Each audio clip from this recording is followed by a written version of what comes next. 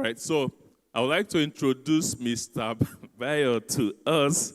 I was saying that Mr. Bayo, even though he's a guest speaker, but he's not a guest to business seminar committee where we belong, and most of us know him. So I would like to quickly introduce Mr. Bayo, but before I do that, I would like to mention that, of course, those of us who have been here since yesterday and this morning, something kept resonating.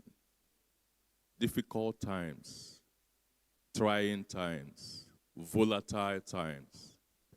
But if you have read the Bible, you will notice that these things occurred so many years back. And I'm sure you know that. But you will also know that there were always ways of escape. I remember vividly a portion of the Bible that appealed to me as a very young Christian. And I used to imagine in my mind as a small boy that there was famine. But because God was so good, he created a portion where he called Goshen.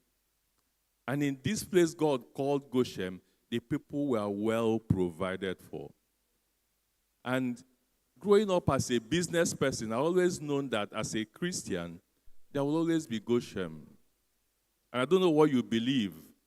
It doesn't matter how volatile this season is. God has created a Goshen. And what we will learn by listening to this talk today is that you will hear snippets of where the Goshen is. So I would like you to take notes, be attentive. You might not get everything, but there must be one specific area of Goshen that will appeal to you today.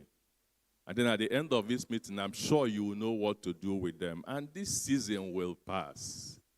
I was talking to a group of people last week, and I said to them, nations don't die. It's the people in the nations that die. When the nations evolve, the people thrive. So having said that, I would like to introduce the speaker so he can quickly get on with this. Mr. Bayo is the Chief Executive Officer of Quest Advisory and a 30-year investment banking professional. He was until recently the Managing Director of Greenwich Merchant Bank Limited, prior to which he was the Chief Executive Officer of FCMB Capital Markets, one of Nigeria's leading investment banking firms, up to 2009 when Quest Advisory Services Limited became operational. Prior to this period, he held senior management roles with other Nigerian investment banking houses, including Fountain Trust Merchant Bank in 1994 and Lead Merchant Bank in 1997. At FCMB Capital Markets, Bayo acquired significant experience as head of corporate services. Pardon me. Yes. His experience spans capital raising, debt, equities and hybrids, financial advisory services, mergers and acquisition, corporate restructuring, privatization advisory, and project finance. He attained the position of Chief Executive Officer before leaving to establish Quest Advisory Services Limited in January 2009. Which he ran until March 2020, when he was appointed Managing Director, Chief Executive Officer of Greenwich Merchant Bank Limited. Bayo holds a bachelor's degree in economics from University of Lagos in 1990, a master's degree in banking and finance from University of Sheffield in the United Kingdom in 1992. He is also fellow of the Chartered Institute of Bankers of Nigeria, an associate of the Certified Pension Institute, member, Institute of Directors, council member at the Nigerian British Chamber of Commerce. He's also a director of Treasury, Association of Issuing Houses of Nigeria, which he held from 2006 up until 2008. He continues to serve on various committees inaugurated by the Securities and Exchange Commission to facilitate the development of the Nigerian financial markets. Bayo is also a member of the advisory board of the Enterprise Development Center, EDC, of the Pan-Atlantic University. He teaches strategic planning at the EDC and actively supports its various development initiatives, such as the Experts in Residence program that mentors SMEs. Bayo was a member of faculty, external member at the Lagos Business School between 2009 and 2013. He taught finance on the MBA executive MBA and senior management programs, as well as the LBS newly introduced international management program. Bayo was the chairman of the investment committee of ARM's Discovery, Aggressive Growth, Ethical and Money Market Funds, with combined funds under management in excess of 100 billion. Ladies and gentlemen, with a clap offering, let's welcome Mr. Bayo. Thank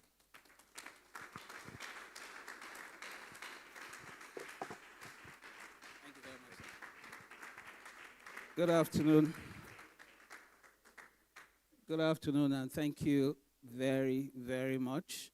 It is always a very great pleasure to be here with you all. Just give me a moment to get my presentation ready. Ladies and gentlemen, this is the third straight year that I will be here to just share my thoughts and exchange ideas with you. I was saying to Barrister Edet earlier on that for 3 years I seem to come here and essentially say the same thing. You know, and the reason why I say the same thing is the challenges that we face as a nation has not changed. It hasn't changed in the last 3 years. I dare say it has not changed in the last 64 years. The challenges remain the same. But what needs to change is our own thinking. What needs to change, ladies and gentlemen, is our own thinking. You know, the Bible tells us that as a man or a woman thinketh in their hearts, so they are. We have been battered, we have been bruised, we have been trampled upon by successive governments. The reality is, except God Himself decides to redirect and restructure and reconfigure this entity called Nigeria, the system we run will always produce the same kind of leadership that we have always had. You know, so I made up my mind several years ago that I was going to operate in spite of government. I was going to operate in spite of my environment. Because the last speaker, my brother here, mentioned something. We are different. We are a peculiar people. You know, the challenge comes when we forget who we are and we go with the crowd. That is usually where the challenges come. Because the Bible that I read is full of numerous, multiple examples where the crowd was moving in one direction, but somebody or the other, through the leading of God, had the courage and the conviction to move in a different direction. And that person ended up being a lender and never a borrower.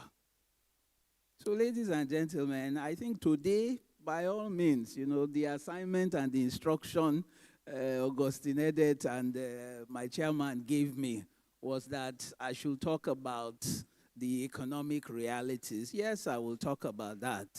But I would like us to focus, because if we focus on only the economic realities, the level of depression will be elevated.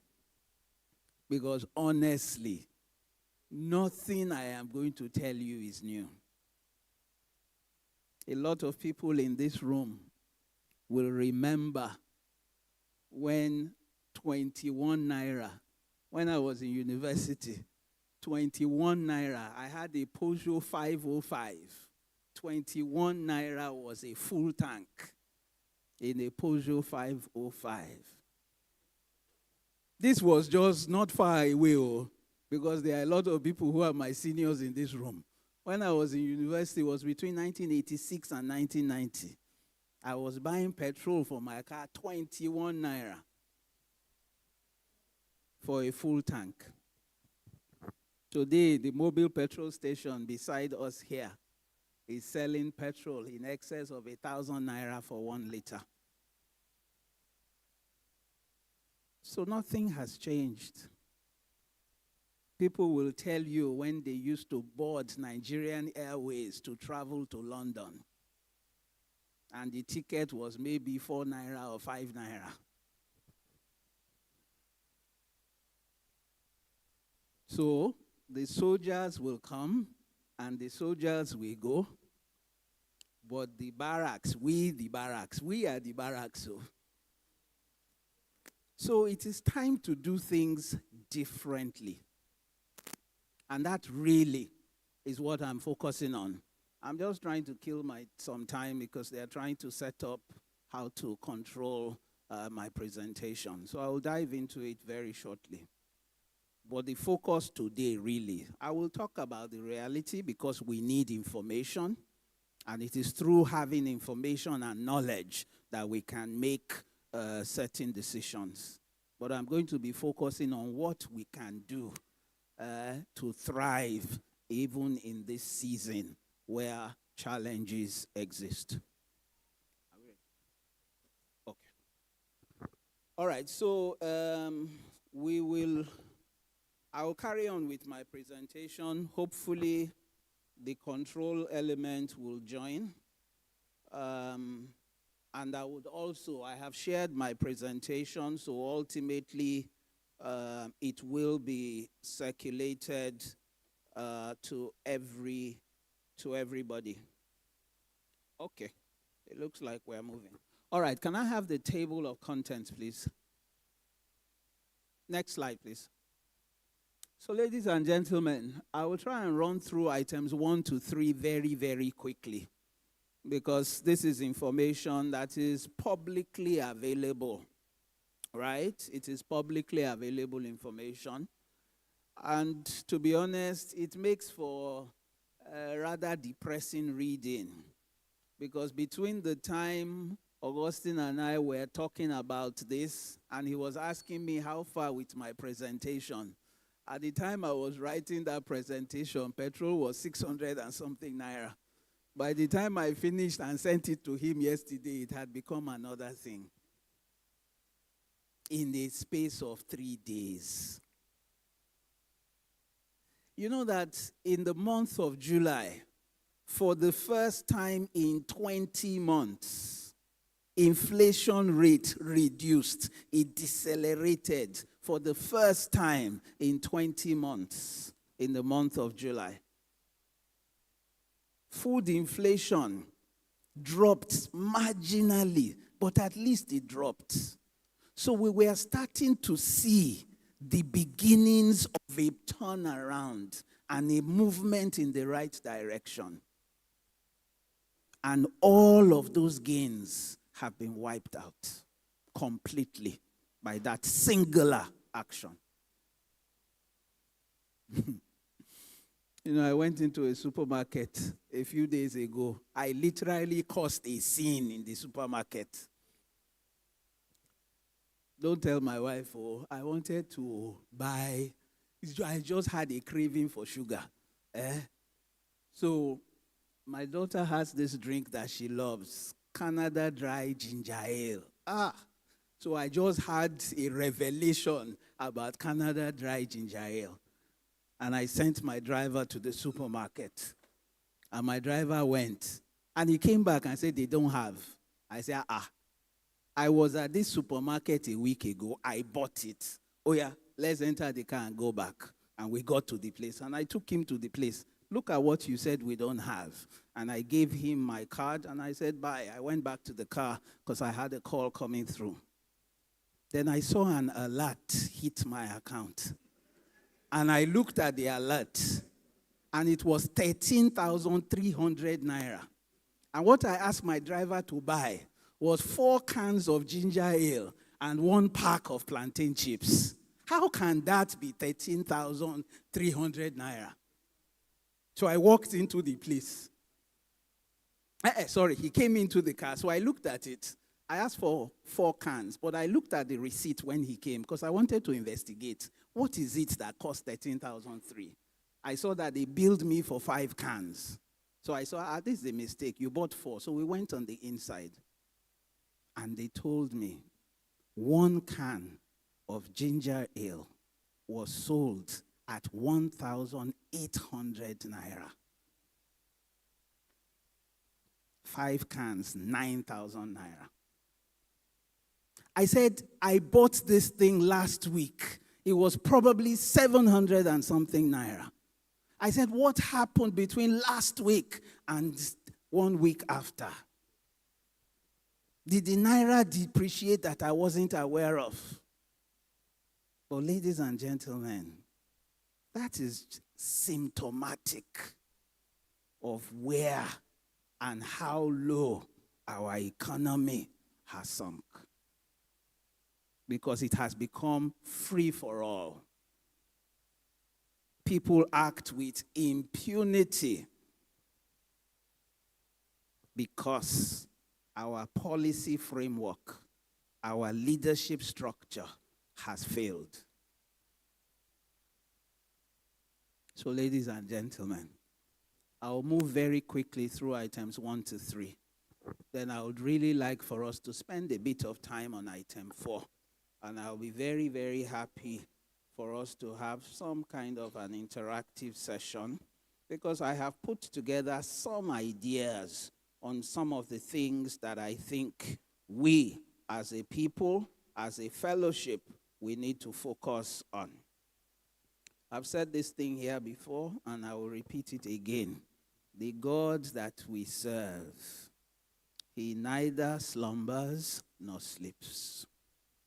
The God that we serve works with principles. There are seasons and there are times. And no matter the season, a well-informed and well-connected to God Christian will thrive, irrespective of the season. So we need to be able to tap into some of those things and hopefully move very quickly. Can I have that slide, please?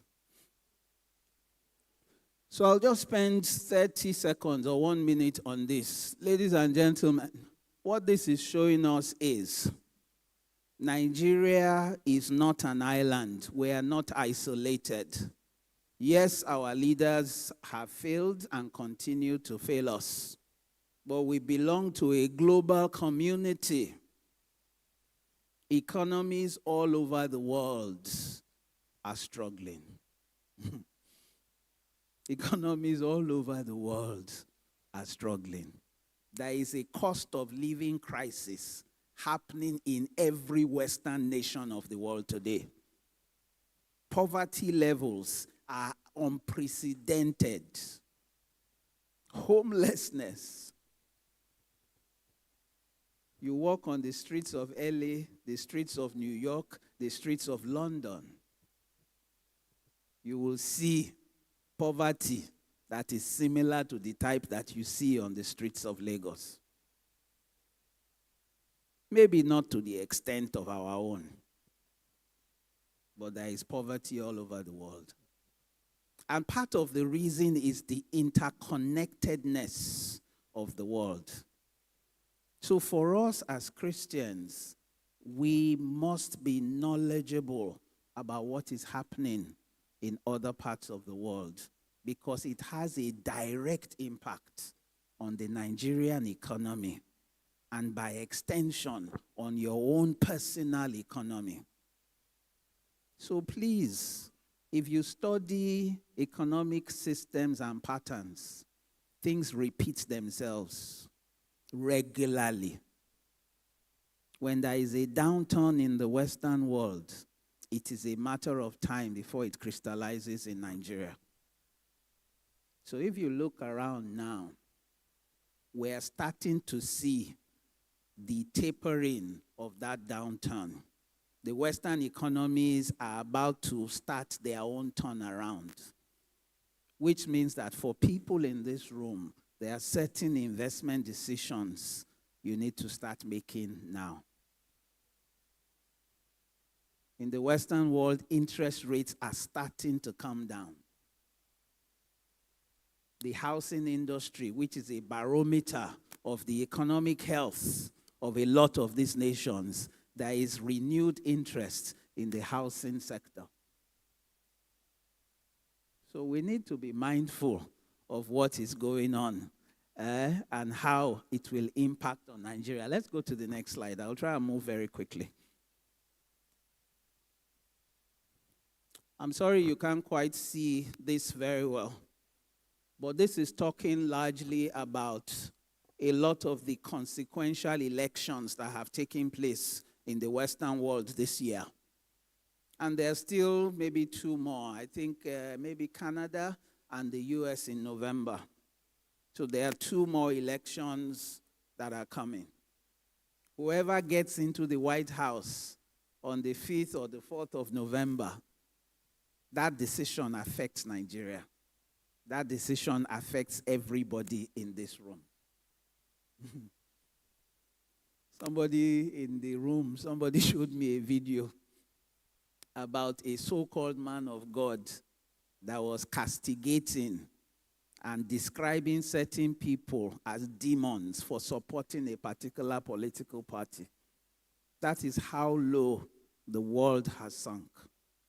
But whoever gets into the White House will make decisions that will affect the Nigerian economy. Because remember that 80% of our foreign exchange income comes from the sale of crude oil. And the United States is influential in the direction of crude oil market globally. So very important and something we need to pay some degree of attention to. This blue chart here, the top right, it is talking about the benchmark rates, the rate at which the US government borrows. So as interest rates are reducing, it has an effect on the economic well-being. So you see interest rates reducing in America. In Nigeria, what is our benchmark interest rate? 26.75%. So when a bank wants to lend to you, they will say, where is the central bank of Nigeria? At what rate is the central bank borrowing? Or has the central bank fixed the benchmark rates for our economy? The United States is currently at about September, 4.1%. Nigeria is at 26.75%. So if you are a business and you go to a bank today, your banker will most likely want to lend to you at about 30%, except if you are a multinational corporation. Next slide, please. So let's bring this thing to home. The slide after that. Let's bring this thing home. So I already spoke about this. And please, the depression is supposed to start here, but please stay strong. These are just numbers. This is their own report. Our own report is different. But, so just stay strong. 1 year ago, a little over a year ago, between 150 and 240 naira was the price of 1 liter of petrol. Today, next door, you don't have to go far. And the queue is short too, so in case you want to buy petrol, the queue is short. But you will pay over 1,000 naira at this mobile or that.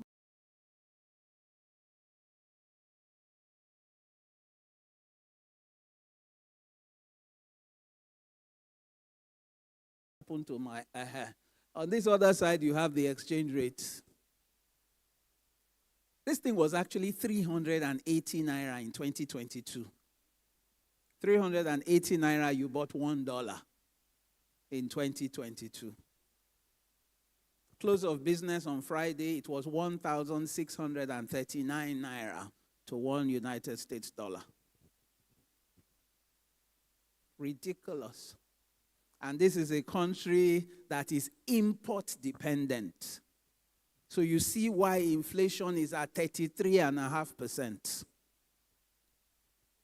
You see why the poverty index in Nigeria has gone through the roof.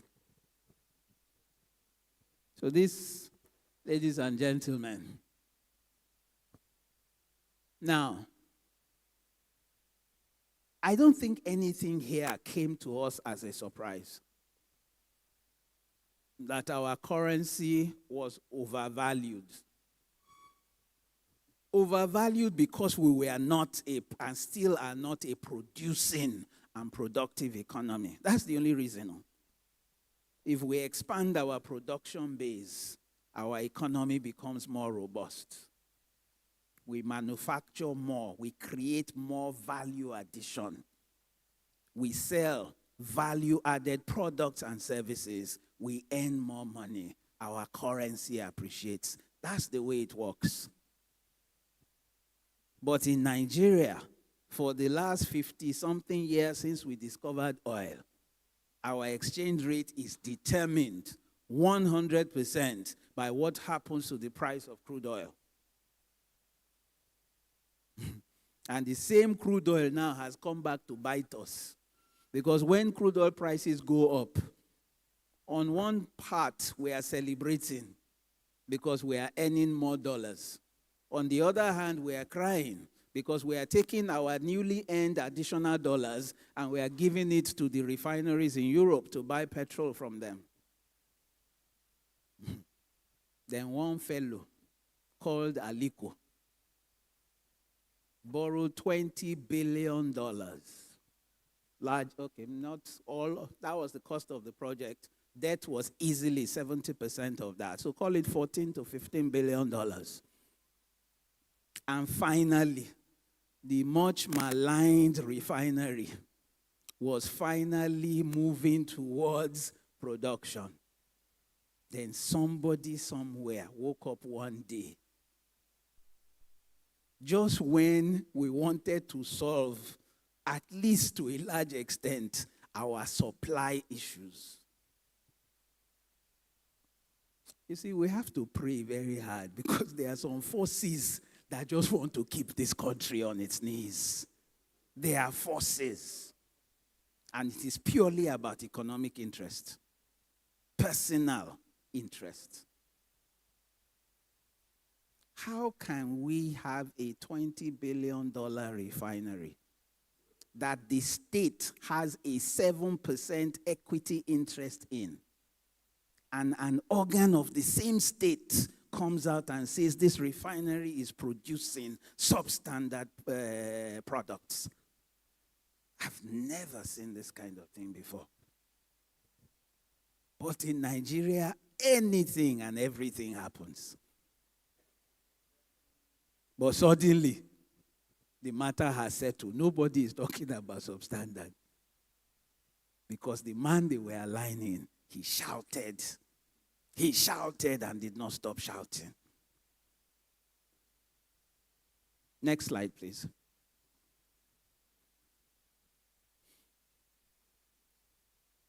So, some people describe a scenario as a perfect storm, when almost everything that can go wrong goes wrong at the exact same time. Nigeria has essentially, we have built a house in the middle of a perfect storm.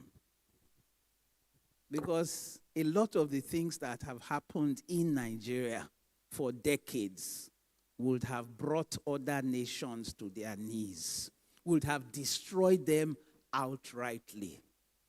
That is why, in spite of it all, every day I wake up, I have a clear conviction in my heart that God must have a plan for this country. Because we have no business still existing today with the level of damage that has been inflicted on this nation for 64 years. We have no business. So it can only be God. But God will move to a particular extent. Then it requires the people to take that mantle and that mandate and to run with it. Everything, my slide has disappeared. Everything you saw on that slide did not occur yesterday.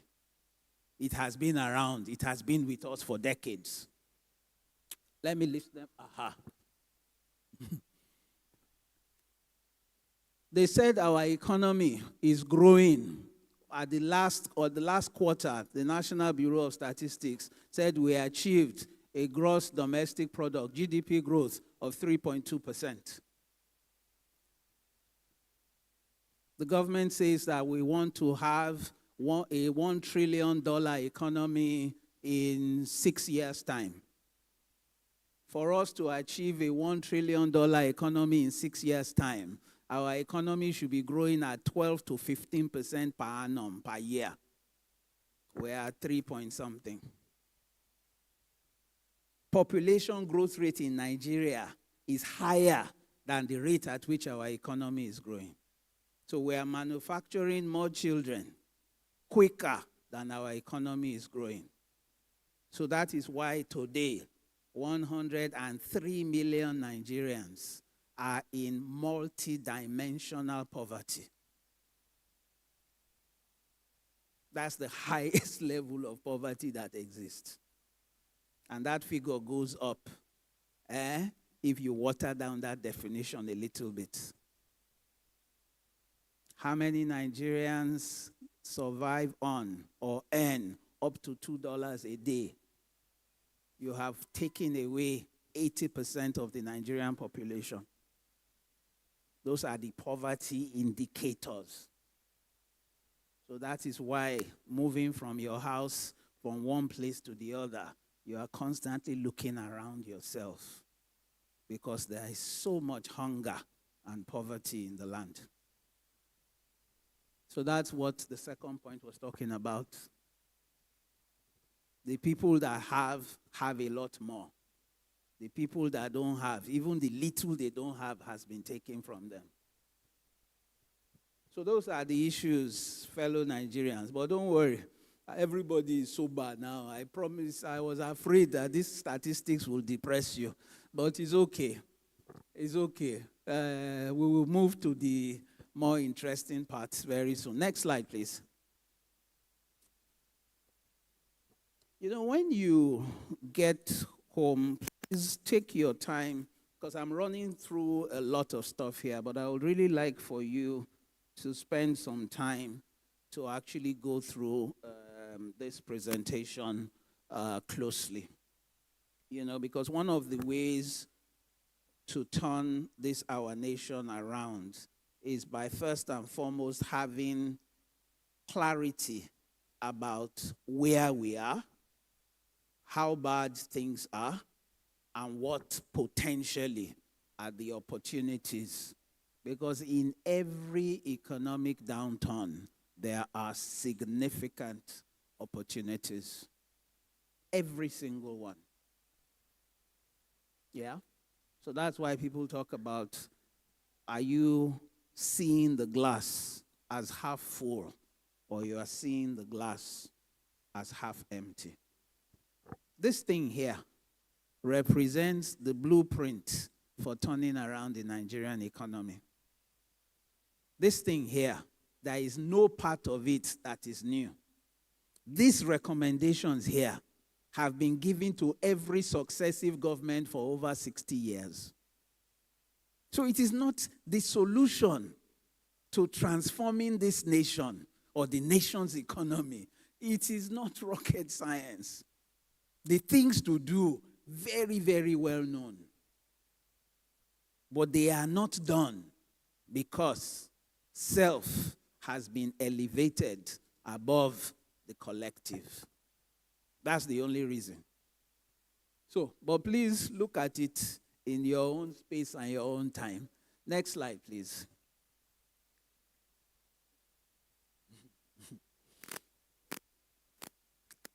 Again, the risk factors we know. The risk factors have not changed. The political actors may change, but their policies are still the same. Nothing has changed. So irrespective of party affiliation, irrespective of the religion of the leader or the ethnicity of the leader, it is one government. Make no mistake about that, ladies and gentlemen. When certain people in our houses of parliament are walking away with a minimum of 21 million naira in a month, in a country where we say we will go bankrupt if we increase minimum wage. That is what government told us. That the financial viability of our nation is hinged on this demand for an increase in minimum wage. But it is okay. Let's move very quickly because the whole audience, the temperature in this room has dropped too low. And I promise, and I try to warn you in advance, but there is no way anybody can see this and not feel bad because we have no business being where we are today. God has done his own part, but the human beings have just conspired to bring down or attempt to, because they can't bring us down. They can attempt. Next slide, please. This one, I will spend even less time on it.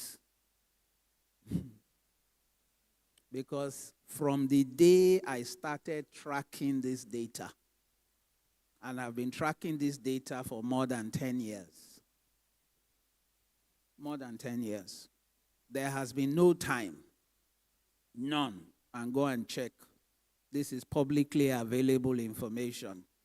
There has been no time in the last 10 years that Nigeria as a nation or the government of Nigeria has ever met its revenue budget.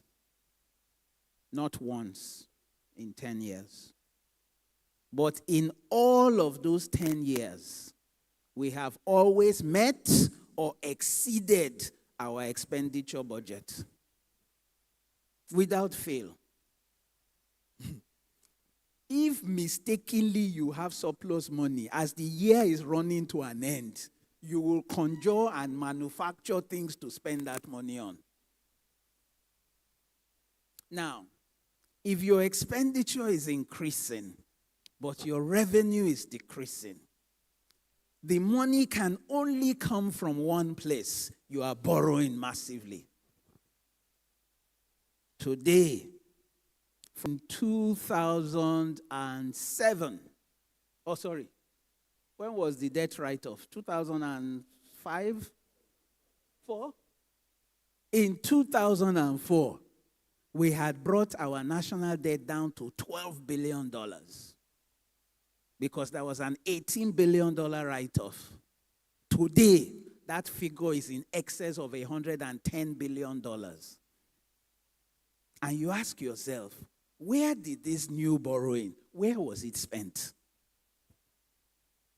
Have we gotten value for money for that $100 billion worth of debt that we have incurred?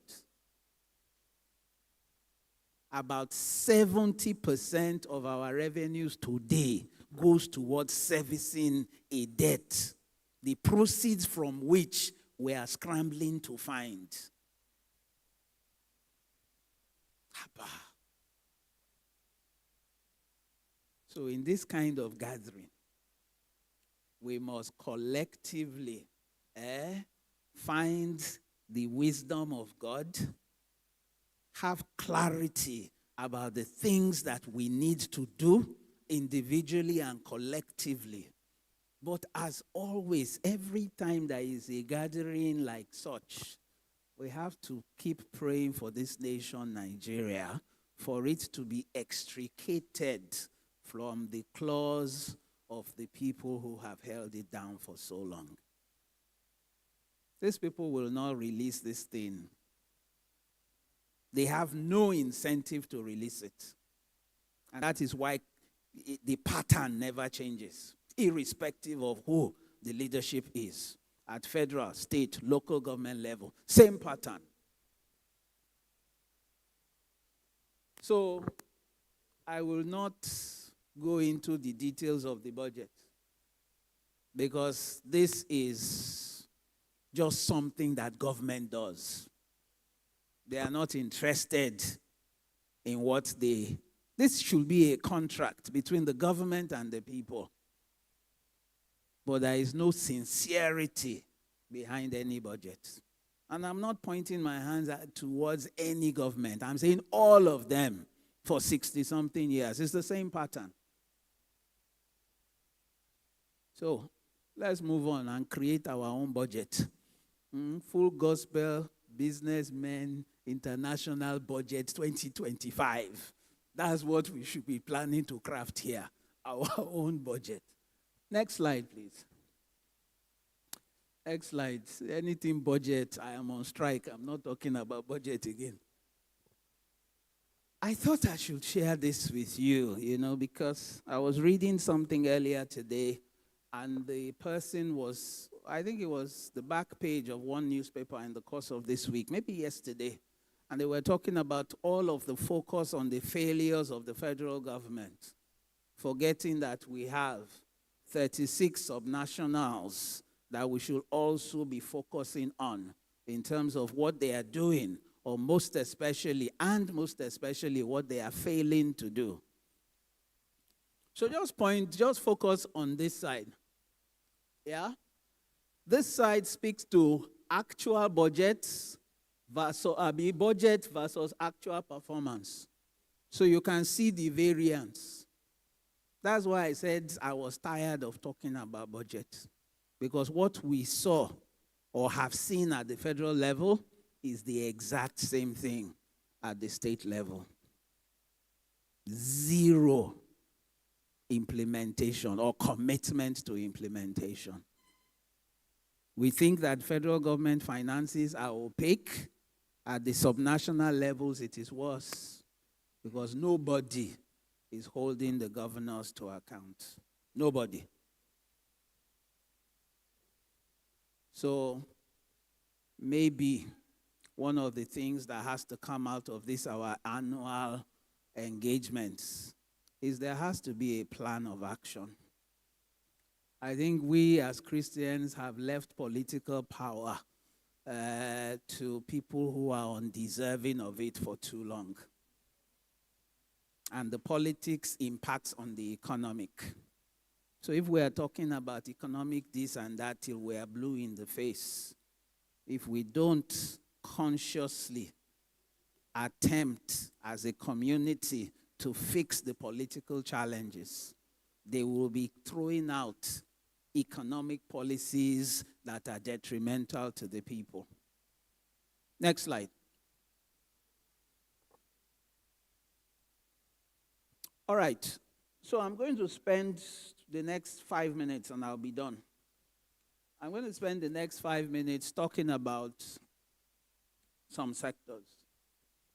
Ladies and gentlemen, let me be upfront about something. Every sector faces significant challenges on account of government's actions or inactions. But I want us to look beyond those failures. Let us accept, well, maybe not accept is too strong a word. Let us take them as a given. This is something that has consistently happened. And unless somehow God decides to do differently, it may continue to happen. So if we resolve in this room that the glass is half full, how do we extract the opportunities that exist?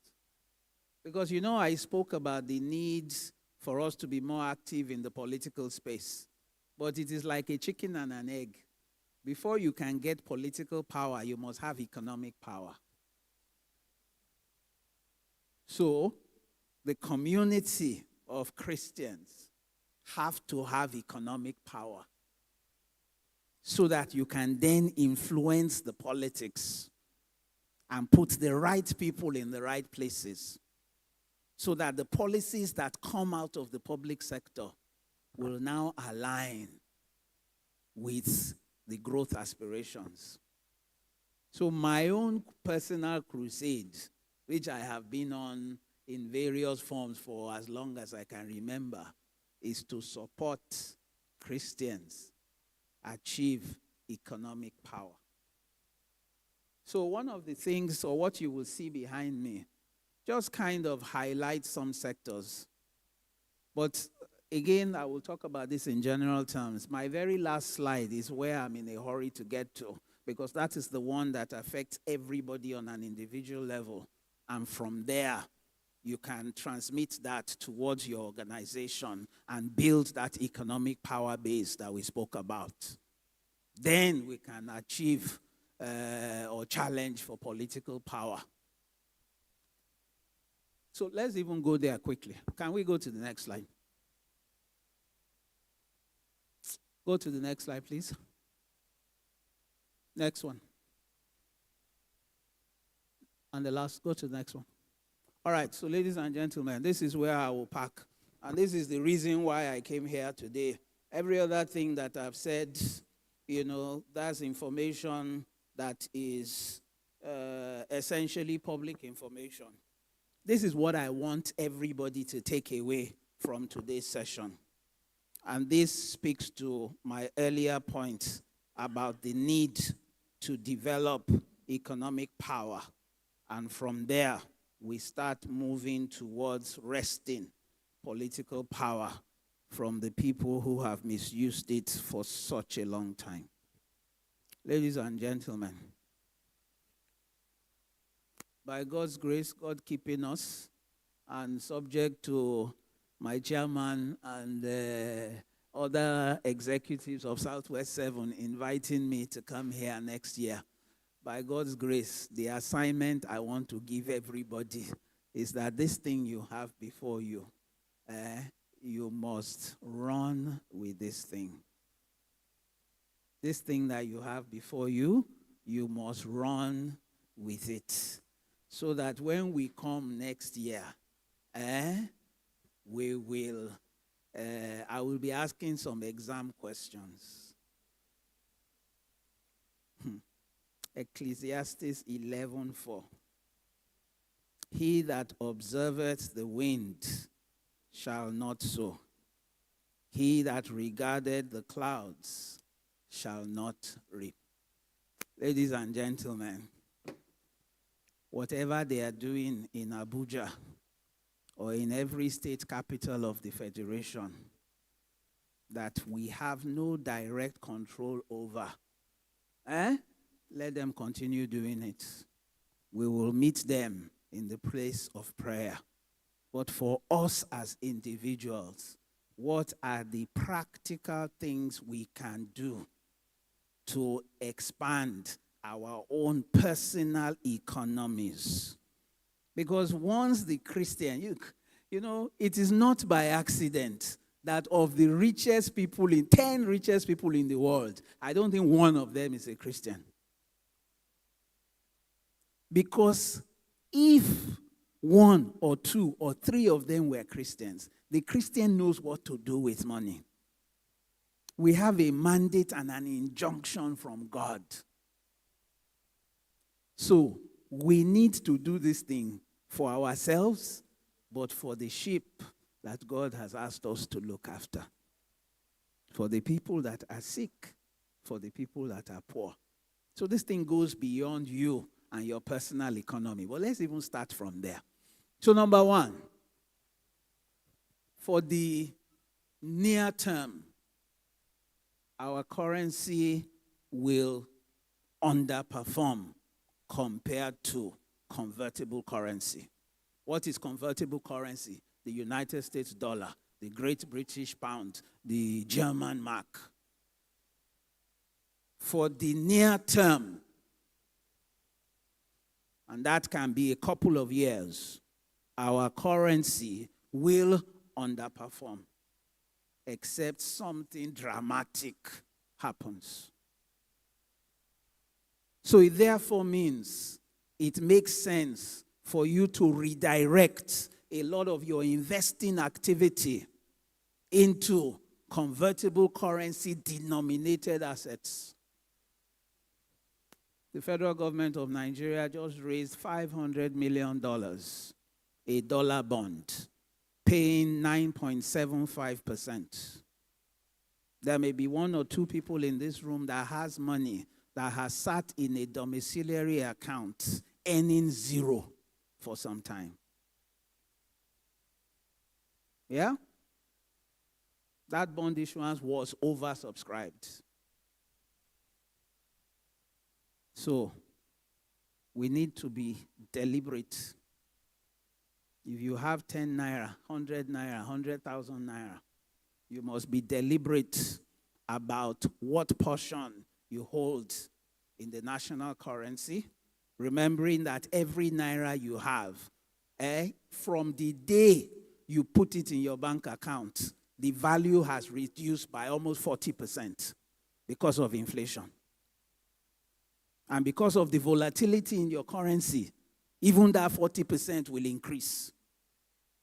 So why don't you go into a currency that is a store of value and a hedge against inflation? If it is $10, start saving it. If it is 50, if it is 100, start aggregating it. Then put it into assets that will give you dollar returns.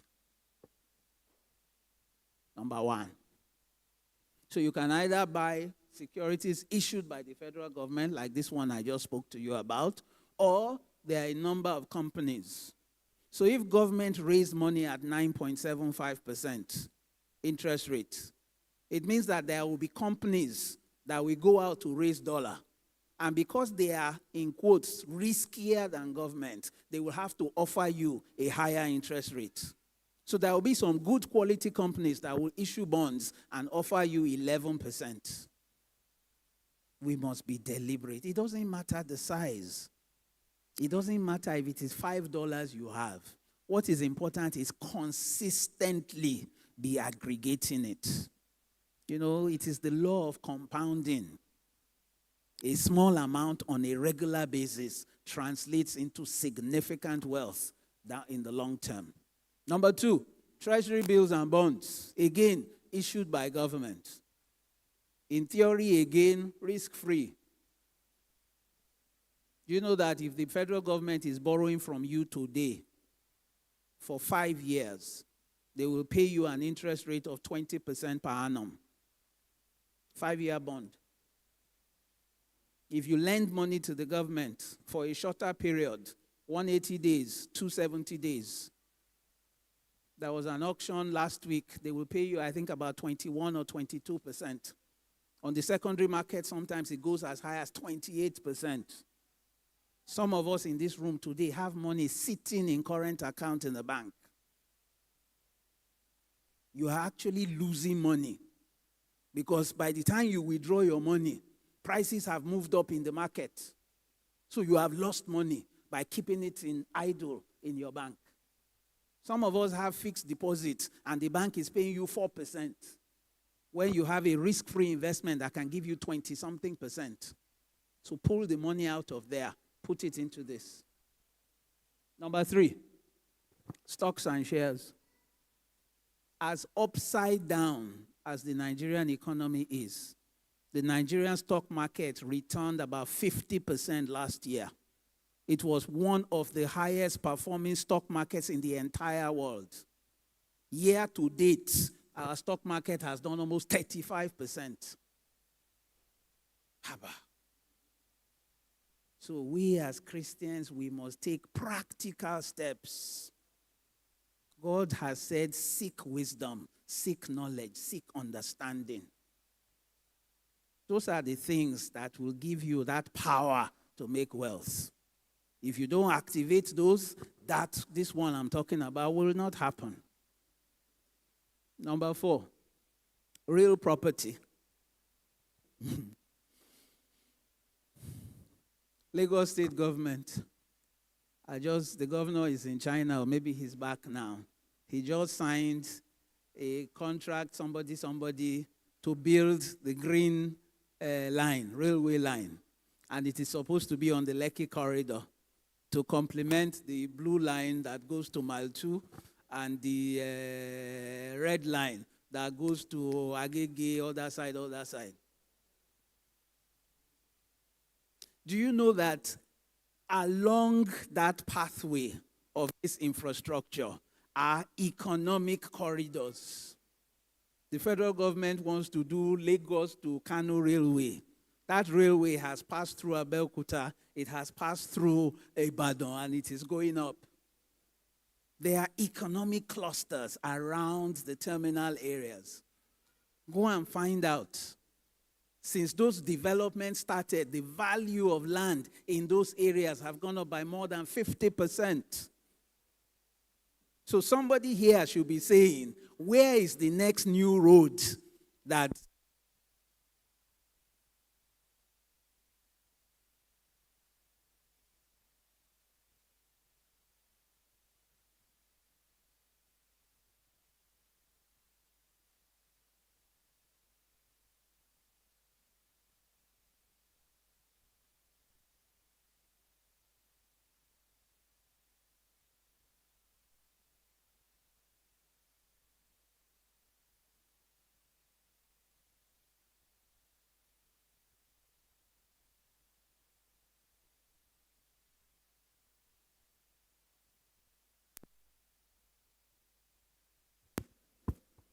Thank you very much. So, ladies and gentlemen, I was talking about the value of real property around what we describe as economic corridors. So, where are the new roads? Where are the new railways? Where is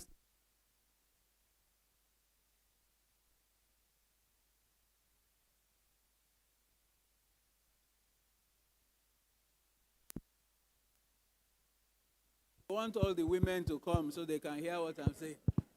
It's okay. Can the ladies please come in? It's because of you the microphone has not been working. So that you can hear what I want to say. All right. Okay, so let's carry on.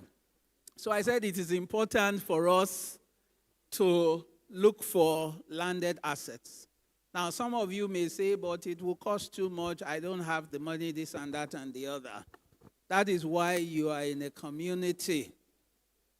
Let a few people come together. If it is 10,000, if it is 50,000, if it is whatever it is, but put it together on a consistent basis. Pool your resources together. You have a lot of legal minds here who can craft agreements, create like investment clubs. Let the clubs aggregate the funds.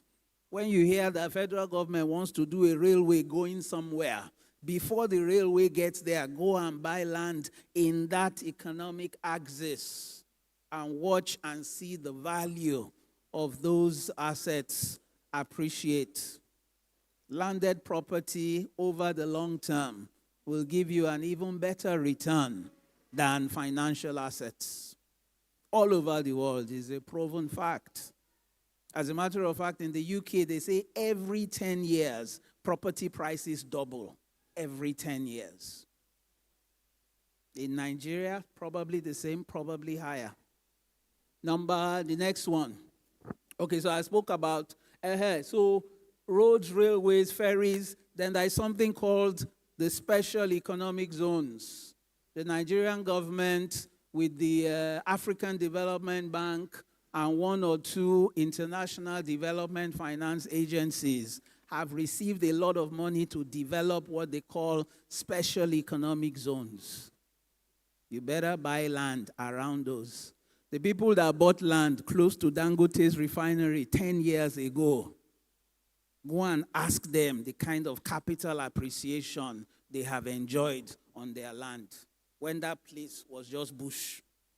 But they heard that one man called Aliko has bought land and is building a refinery, and they took position 10 years ago, 20 years ago. We have to start thinking for the long term. For the long term. I think 1 or 2 years ago, I told you in this same room, when Lagos Ibadan was just starting, my mother went there and bought 11 hectares, or is it acres of land? I was young and I was querying her, what are you looking for in the bush? She said, just calm down, my son. I know what I'm talking about. Around Mowe, that area. When my mother started selling, what she got for selling one plot was more than what it cost her to buy the entire 11 acres. I repented that day. I said, Mommy, I'm sorry. The thing that you saw, I did not see.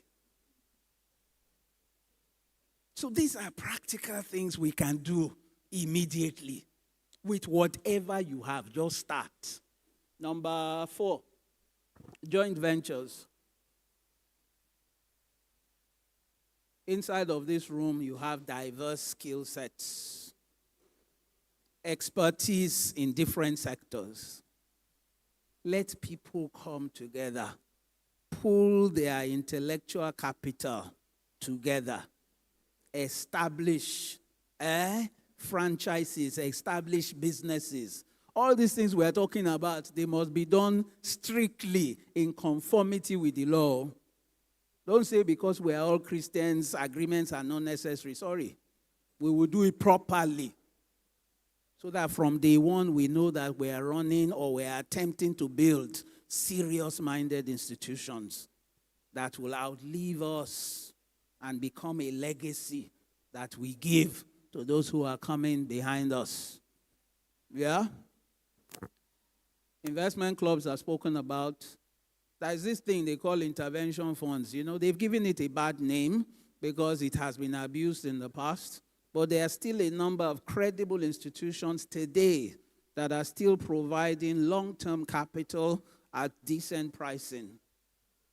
We need to take advantage of those. So do a little bit of research. Identify these counterparties. Develop credible ideas and businesses and projects, and seek proper funding behind it. And finally, ladies and gentlemen, let us live disciplined lives. And I'm talking about financial discipline here. I told you that the federal government of Nigeria, for 10 years, the last 10 years, if I check, it will be longer, but the last 10 years have not met one single financial promise that they made at the beginning of each successive year. But we are individuals. In our own personal lives, we are probably guilty of the same. We make a plan, but we don't stick to it. So we need to do things slightly differently going forward. Because, unfortunately, the economy will still contract. It will probably get even worse before we start to see the beginnings of a turnaround.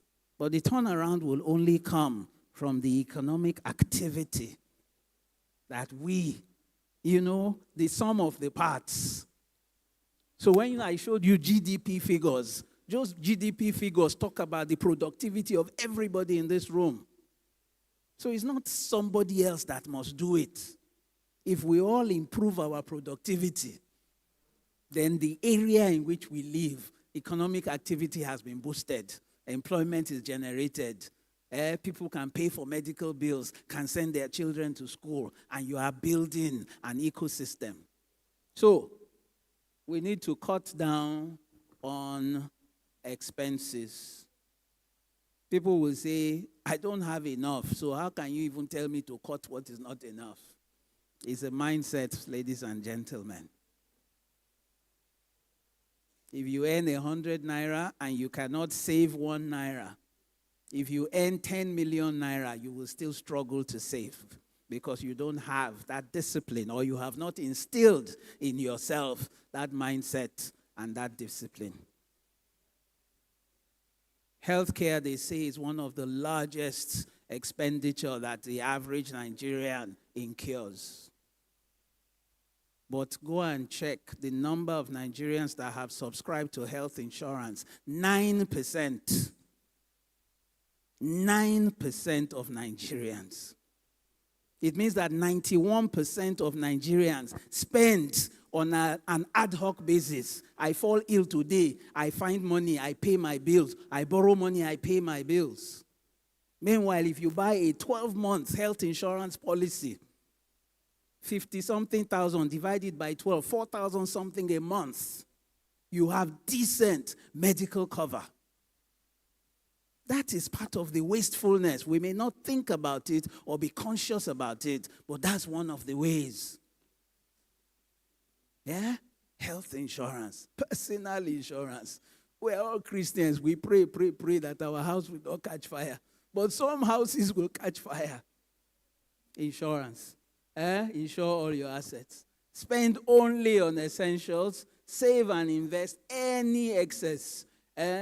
Explore rather, outsourced. And this is the final one that I'll close on.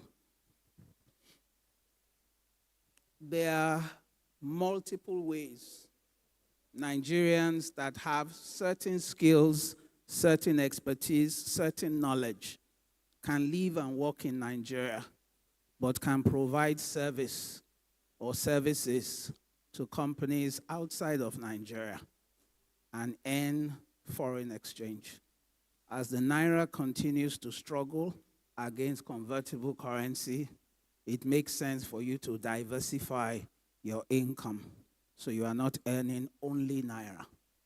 You are earning Naira and convertible currency, so that at least you protect yourself from the devaluation of your national currency.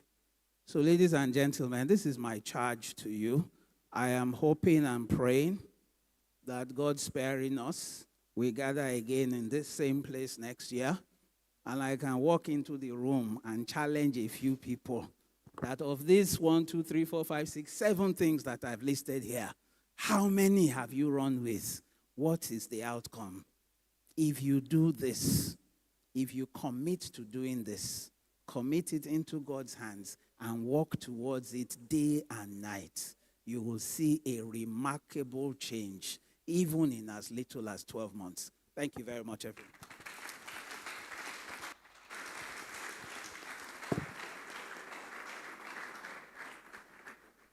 All right. Thank you very much, Mr. Bayo. Thank you. I would like to, you can keep your microphone. And I'm sure you listened very attentively, did you?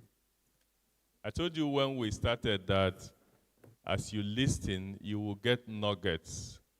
And I'm sure you have picked up 1 or 2, and you're not very sure about them, and you want to ask questions. Is anybody who has questions to ask? Yes, I will ask you to please come out if you don't mind. Yeah, come out so that we don't have time for you to start asking your questions or writing. If you come out, we'll take, Mr. Bayo, how many can we take? 3. Okay.